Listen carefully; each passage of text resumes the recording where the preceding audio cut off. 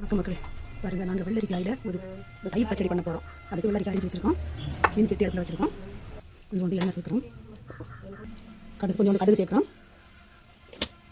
அந்த வெள்ளரிக்காய் கூட்டு வைக்கிறது, தயிர் பச்சடி வைக்கிறது பச்சை மிளகாய், தேங்காய், பூண்டு, ஜீரகம் இவ்வளவும் அரைக்கணும். பார்த்துங்க, நல்ல நைஸாக அரைக்கணும். கடுகு வச்சு அரிஞ்சு வெள்ளரிக்காய் சேர்க்கணும்.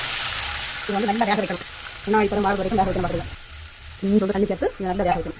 இப்படி நல்ல நைஸாக அரைச்சிருக்கணும். பார்த்துங்க, இப்படி இது கொதிச்சு வேக தொடங்கியாச்சு. கொஞ்சோண்டு கல் உப்பு சேர்த்து கிண்டி வேണം. பாருங்க, கிண்டி விட்டு இது கொஞ்சம் கூட கண்ணாடி பதம் மாறும் வரைக்கும் நல்லா கிண்டி வேக விடணும். எந்த இடத்துல இதை வந்து பச்சடின்னு சொல்லுவோம்.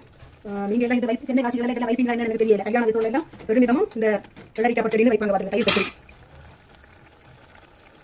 இப்படி நல்ல கண்ணாடி பதத்துக்கு வந்ததுக்கு பிறகு அரைச்சி வச்சிருக்க அரைப்ப சேர்க்க மாட்டுங்க.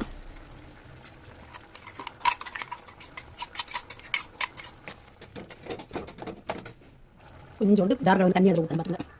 இந்த பச்சடி வந்து ஈஸியான முறையில் பண்ணக்கூடிய பார்த்துருங்க. கொஞ்சம் நேரத்தில் நமக்கு பண்ணிடலாம். வெள்ளரிக்காயை அரிஞ்சு க்ளீன் பண்ணி வச்சிருந்தா போதும், ஈஸியாக பண்ணிடலாம்.